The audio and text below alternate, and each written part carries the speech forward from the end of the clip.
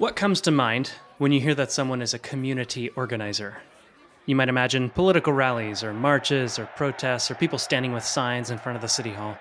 I doubt you would imagine a nonpartisan nun in her 80s. I doubt you would imagine Sister Pearl Ceasar. She's the former Superior General of the Sisters of Divine Providence in San Antonio. That means I was the head nun, she said, at the H.E. Butt Foundation's presidential luncheon in 2024. Being a head nun is a lot more than cloistered prayer. Sister Pearl is active. She started off as a school teacher in the 1960s, and she was very disturbed by the unequal opportunities that were presented to students. In one instance, her school district's board took money raised for new books by the black school in which she taught and gave it to the white school. The white school then bought new textbooks, and the black school received the white school's 8-year-old textbooks. And Sister Pearl learned that life is not fair. She also knew that problems like these don't go away on their own.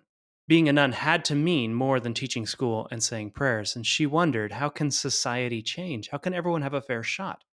Those questions led her to become a nonpartisan community organizer for the next 40 years.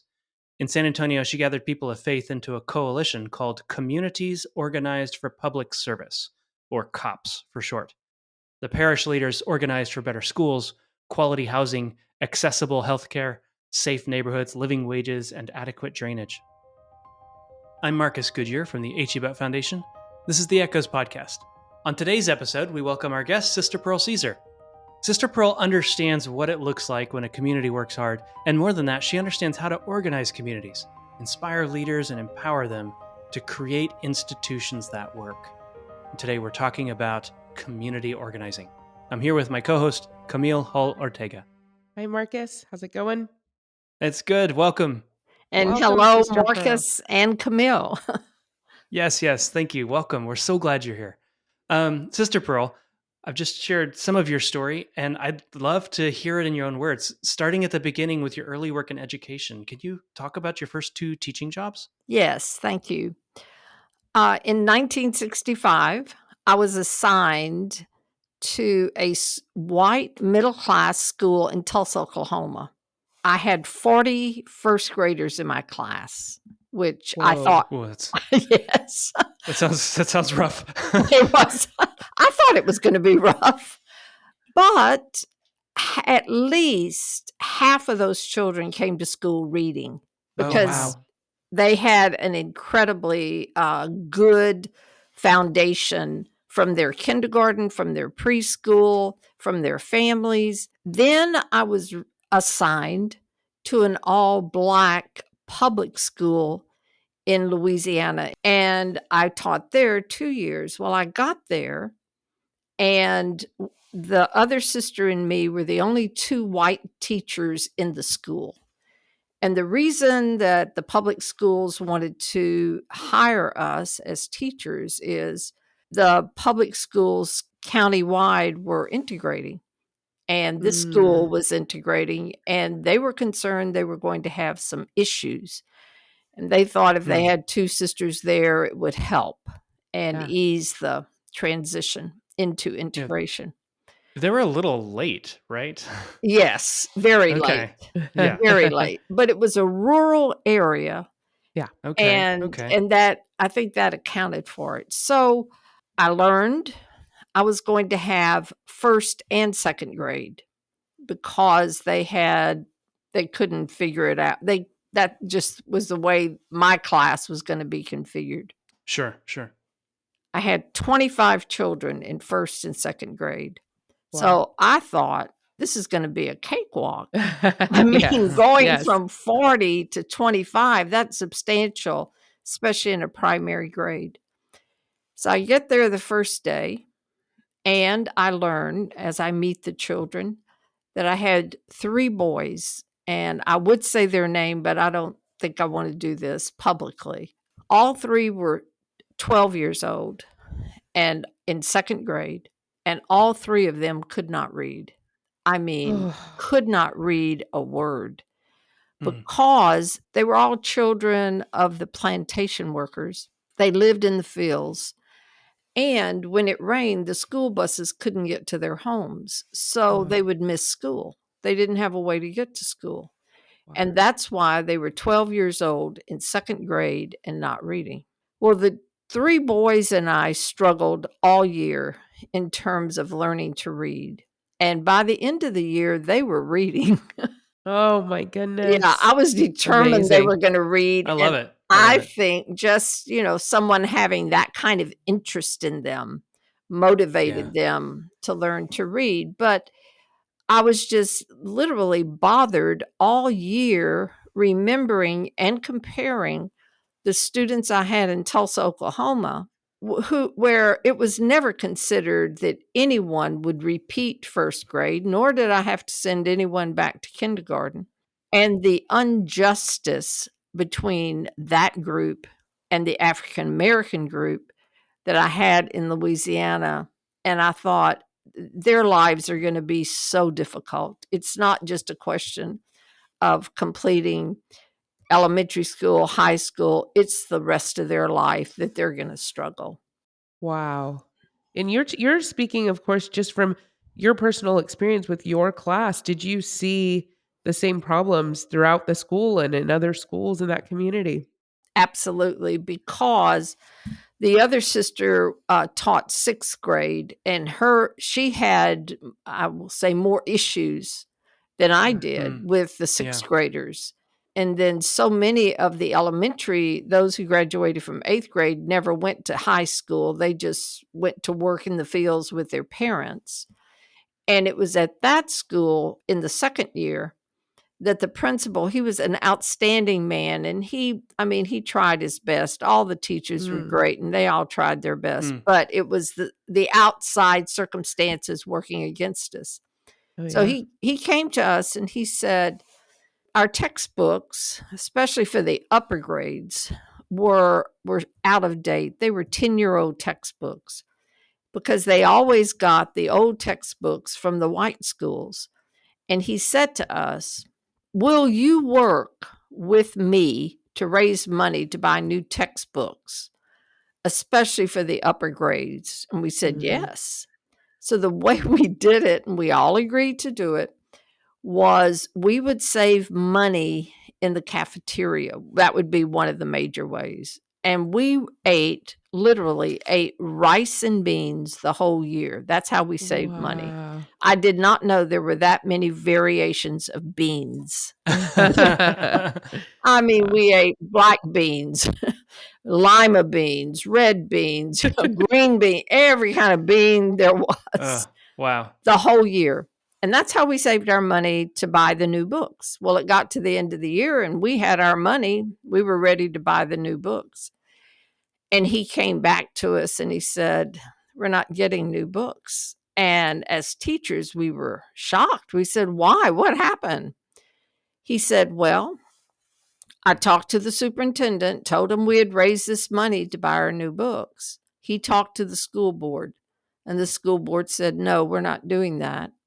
We are buying new books for the white school, one of the white schools, and they will get their old books. So we got 8-year-old old books after eating rice and beans all year.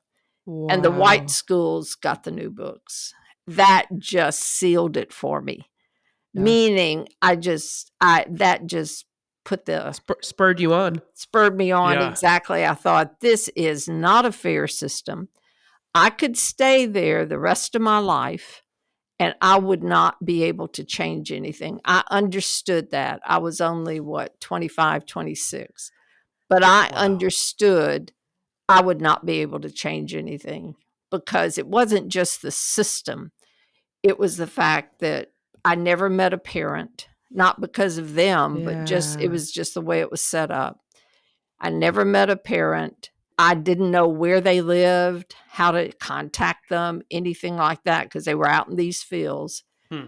And I thought, no, I'd like to stay there and teach, but I thought, no, I could stay there again for the rest of my life and nothing would change. So I left. You are seeing this injustice. It clearly burdened your heart. You tried to help with it, and it brought about more injustice for you to see, right? And so Exactly. for a lot of people, they would be deeply discouraged by that. But as we Right. heard in our introduction, it really did spur you on. Marcus, I'm curious because you too were a teacher in a public school. Did you have any experiences where you thought, oh, this isn't right? What am I going to do about this? Yes, for sure I did. For sure I did. I learned later that I had been teaching in a very privileged school, in fact. Toward the later part of my career, I began to really believe students needed to hear from writers and authors directly. They were experiencing art on the page and they weren't experiencing it in community with the creators. And so I started partnering with Gemini Inc. out of San Antonio to bring the poets that would come to Gemini Inc. for special events to our classroom. So we would raise money with like sausage sales and stuff, and then we would donate that money to Gemini Inc.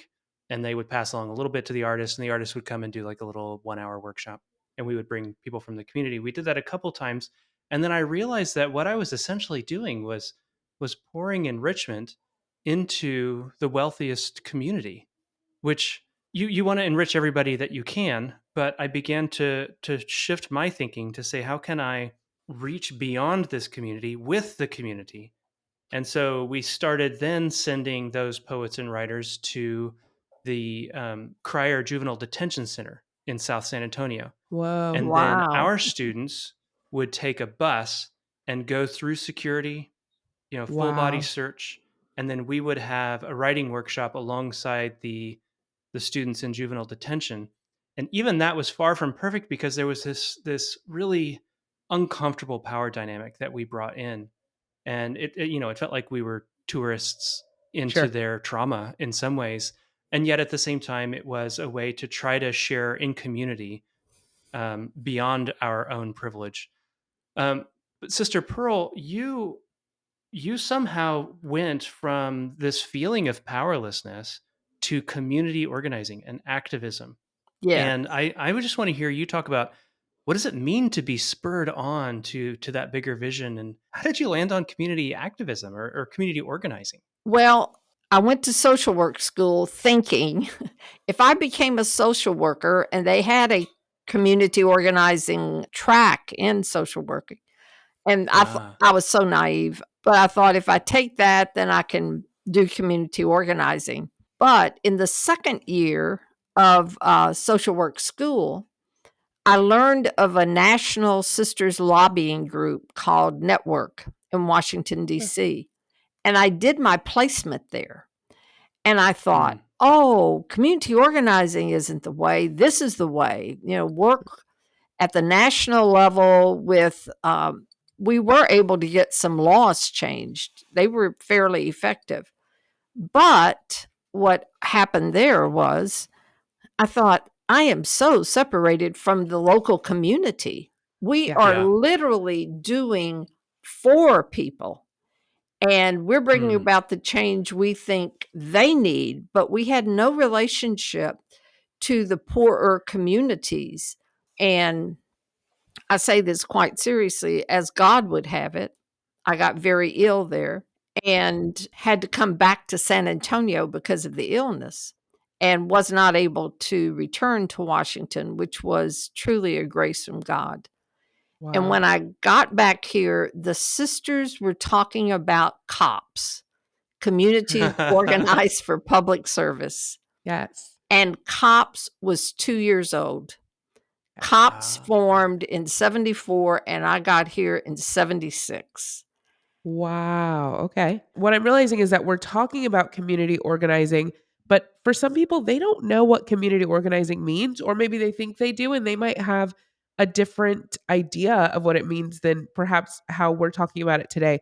Can you help us define what community organizing is? Sure, I'd be happy to.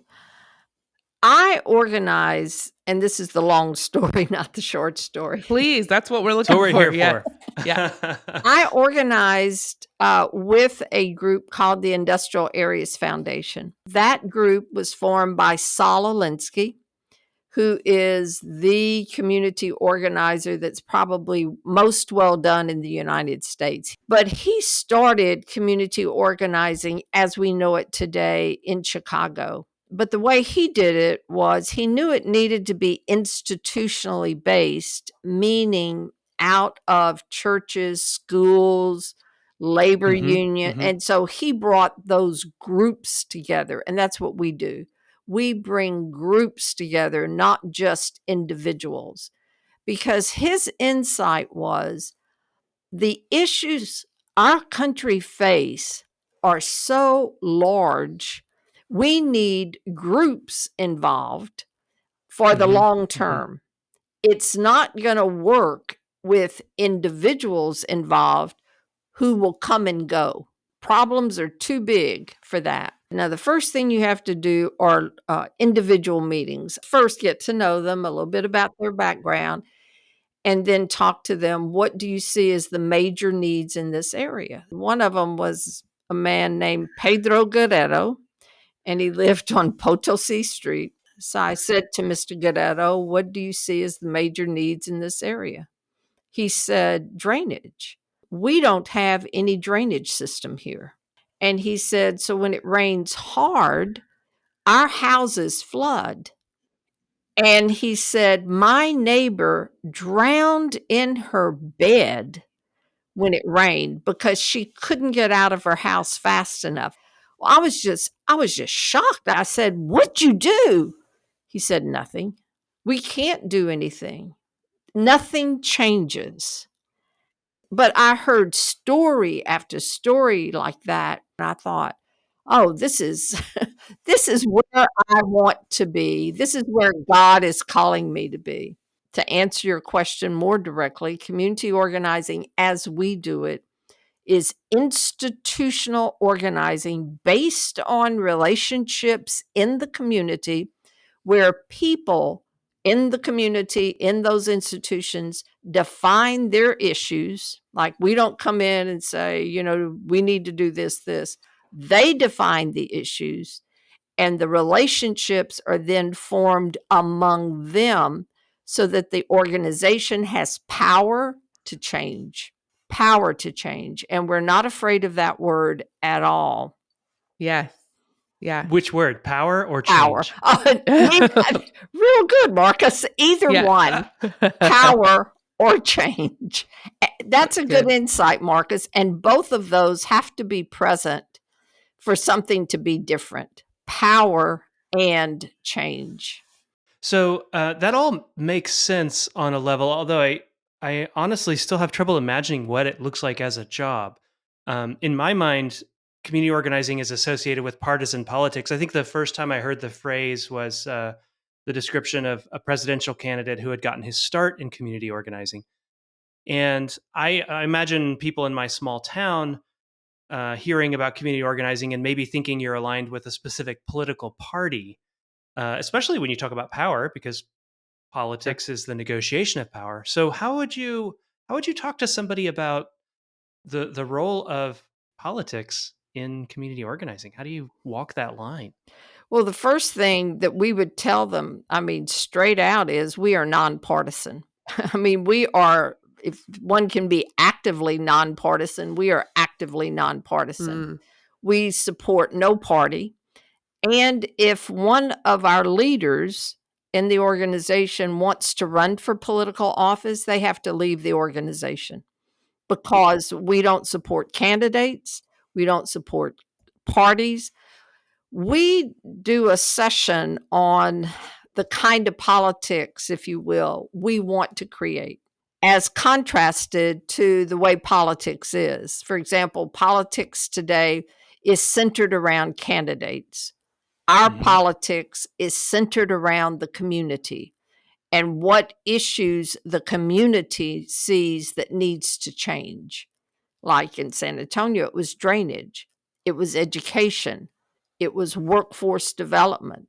No politician came to us and said, we need to change this. We, the organization, went to them and said, these are the changes we want to see. So it really sounds like, Sister Pearl, that many folks, myself included, what Marcus was just saying, that we kind of imagine community organizing as necessarily entangled with politics.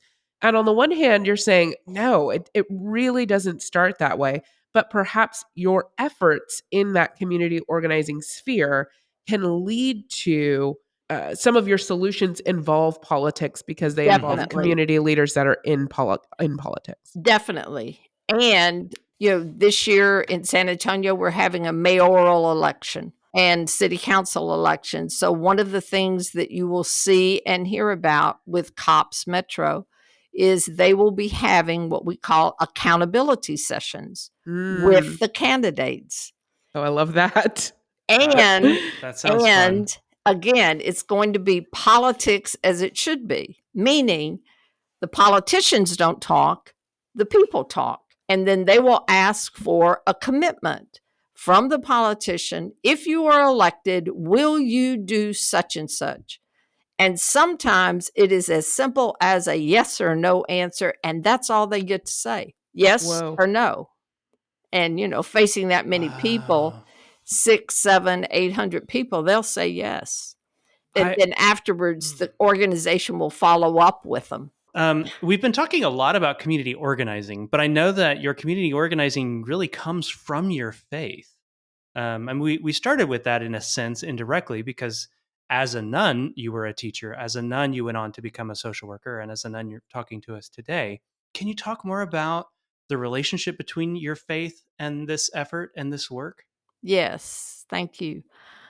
My spirituality, if you will, has always been based on the scriptures. Literally, by the grace of God, I had very good scripture courses in college. We had not had to, but we were encouraged to major in theology, so I did.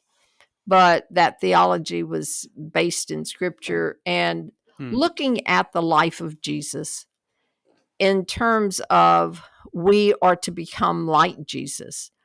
And so what always struck me about the scriptures is, Jesus doesn't lay out just a lot of rules for us. He didn't give us the 10 commandments. When he was asked, what's the most important commandment? He said 2, love God with all your heart, with all your soul, with everything you have. And the second is just like it. Love your neighbor as yourself. Yeah. And that just always struck me and stayed with me. Love your neighbor as yourself. I grew up in a segregated Louisiana, and that formed me. The fact that I went to an all-white Catholic school, and the fact that the African Americans had their own school, Catholic school, but it was segregated, all Black. But our sisters, the Sisters of Divine Providence who taught me in Louisiana, were very smart. What they did, they would invite the all Black Catholic school to come to our gym in Alexandria, Louisiana, and perform for us because the sisters, the sisters would tell us, which was true, they have the best choir in the state. They have won first place in state competitions, and we want you to hear them perform. Well, we had a choir, but we didn't win any state competitions. And so my question when they would come, or my insight was, I have been taught informally that whites are superior to Blacks. But if they can sing better than us, if they can win all these competitions and we don't, there is something not right about this. Yes. And if they are better in singing, what else are they better than us in? So you're working your whole life organizing these communities, listening to people's problems, trying to do power analysis, like you said, to decide which area of the community can begin to address the problems. Sometimes that's politics, sometimes it's not. And all the time, you move forward 2 steps, you move back 1 step, you move forward 2 steps, you move back 3 steps. How do you do this work and remain hopeful? How do you do this work and not have a sense of frustration by the slow progress and the just constant battle to prevent backsliding? Well, for me, what I keep in mind is we wouldn't have moved at all if it Mhm. hadn't been for the organizations. And so, what's the alternative? I Yeah. don't see an alternative Yeah. except through the organizations we've built. And even though we'll be moving back, as you say, a step or two, but I don't know what the alternative is. I haven't seen anything or anybody be able to permanently hold something in place. Sister Pearl, you talked about something that reminded me of a quote I read from you. I think a reporter was interviewing you, perhaps, or someone for an article, and they must have asked you, "What are your plans? What are the big things that you're planning to do as you're the leader?" And you said that the first thing you wanted to do was meet with each of the sisters to see where their energies are. And I loved that quote from you. You went on to talk about how that's what's important, that any leader should have a pulse on the people he or she is leading.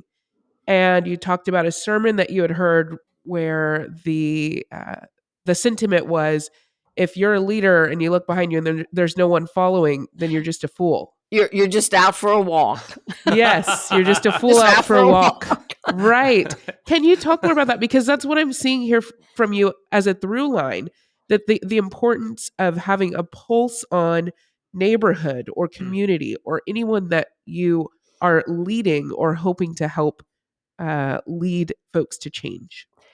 What I have learned in organizing, and I'm very grateful for, is when you can tap into people's energies and their interests, then they will do what they need to do. Mm. And then what you can talk to them about in terms of how to direct their energies, how to focus it, who else is interested in the same thing, because a lot of times Yeah. we think we're out there by ourselves and we don't know that other people have the same issues and want to do something about it. Mhm. And then, Mhm. it's connecting all the people with the same interest and then moving that forward. And it literally, that's why I've always liked that quote of, if you're a leader and there's no one behind you, then you're just out taking a walk. You Yeah. have fooled yourself Yeah. on who you are and what kind of change can happen, because we're limited as one. But if we have a group behind us, we can do what we need to do.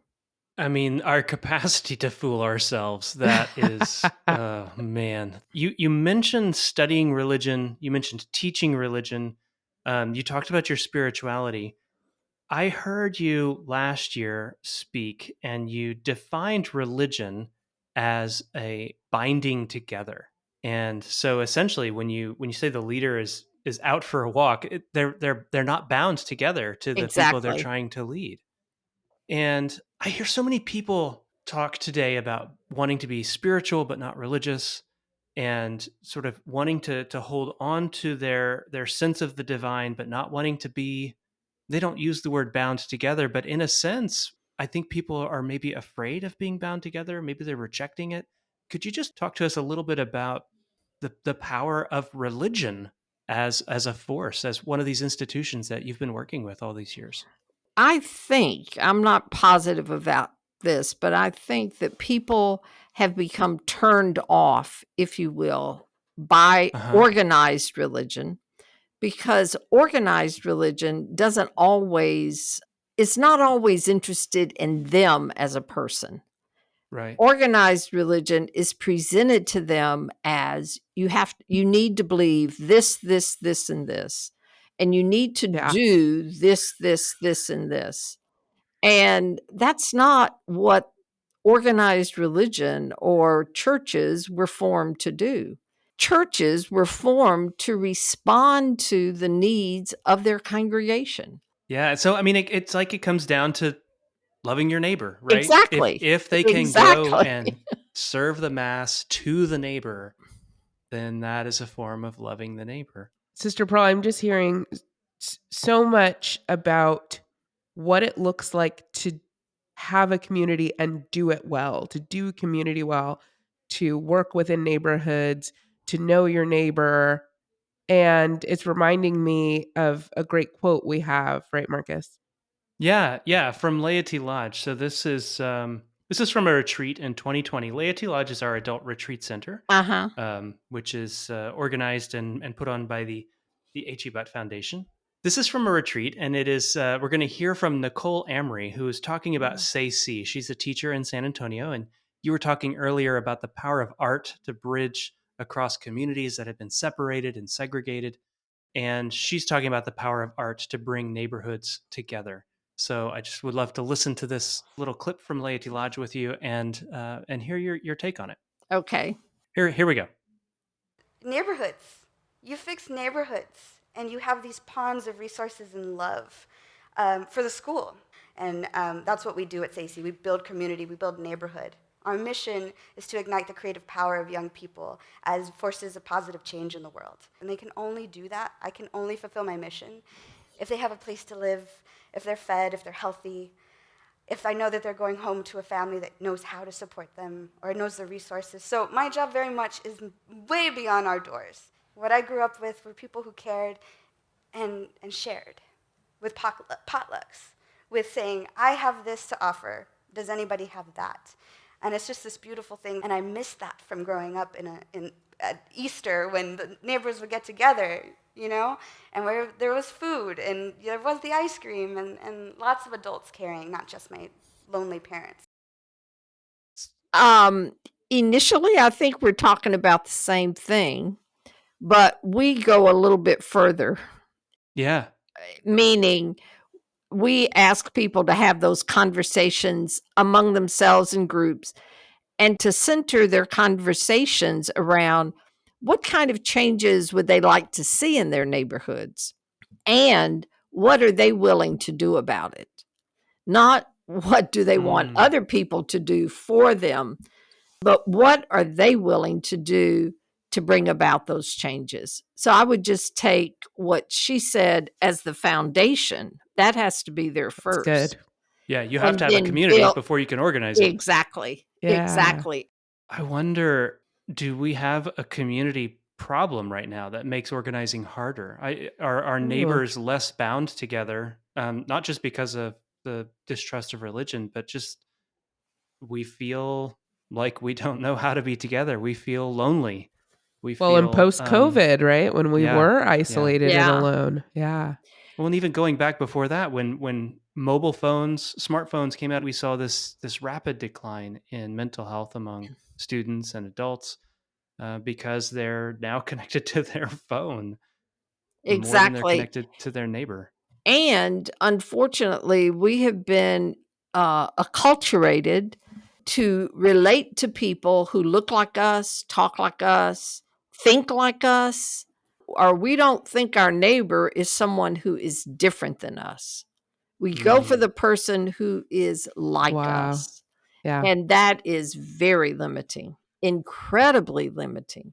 And so if we're not talking to people different than we are, that doesn't happen. Our organizations, what I didn't mention, are intentionally multicultural, multi-ethnic, multi-religion. We have Muslims, Jews, Catholics, Protestants, whole mix, and we're intentional as we form them. Multi-income. Yeah. In COPS, they have one of the wealthiest, not the wealthiest, but one of the wealthiest congregations in the city that belong, as well as some of the poorest on the west side. And they all get together and talk about their interest, all of them. So good. And what they were shocked to find out, both, I hate to say both sides, but both groups, is when the poorer communities were talking about police and police protection. That's exactly what the wealthiest people were talking about. Wow. They didn't feel they had police or adequate police protection. And both sides, I hate to say sides, but both groups were shocked. They said, "Oh my gosh, I just thought, you would never be concerned about police protection." Well, yes, we are. Finding commonalities across Exactly. groups that you didn't think would find them. Yeah. That's so good.